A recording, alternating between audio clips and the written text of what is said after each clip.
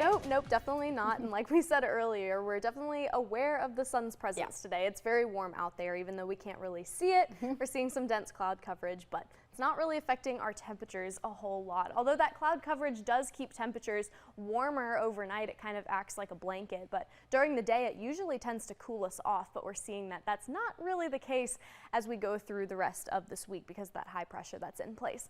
Here's radar and satellite. This is up north in Minnesota. We can see there are some severe thunderstorm warnings in this area. A lot of thunderstorms and rain showers moving through that northern area, moving into central Minnesota as well. But here at home, we are seeing dry and clear conditions. Not necessarily clear, but clear as far as rain and thunderstorms are concerned. We are still seeing pretty dense cloud coverage as we continue on through the evening. Temperatures in the 80s, falling into the 70s and 60s later on this evening. We could warm up a couple more degrees as we go through the rest of the afternoon, but the most of us are going to be hanging out in the mid 80s, excuse me. 83 in Mankato currently, as well as in St. Peter and Glencoe, 81 in St. James and Jackson, and it's a little bit warmer as we move further north, where it's going to be closer to where all of those thunderstorms are. Dew points are also very sticky, close to 70 for a lot of us near that Iowa border, in the upper 60s for the majority of us, 69 for that dew point in Mankato, as well as 68 in Waseca, and same in St. Peter as well. We can definitely see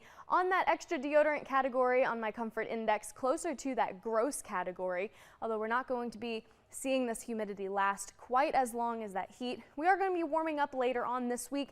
The humidity is not going to be as bad as what we had last week. Still very tolerable out there, although it will be definitely feeling like summer.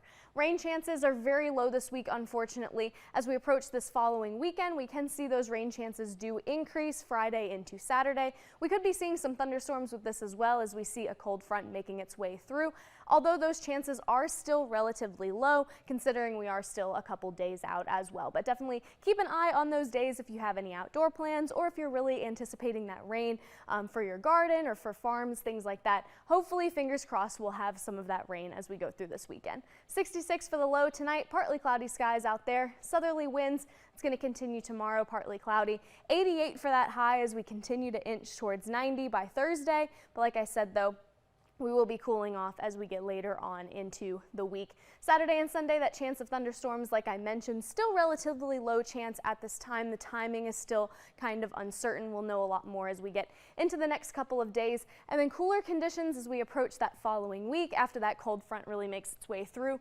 We're going to be back in the 70s by the start of next week, and it's possible those 70s could continue through those next several days. So definitely a lot more comfortable if you're not a fan of the heat this week. But if you are a fan of the heat, we do have a couple more days to enjoy it. So a little bit of something for everybody in the forecast. Beautiful, and we'll get to beautiful 70s. Of course. Very nice. Thank you, Emily. We'll be right back. This 10-day weather forecast is brought to you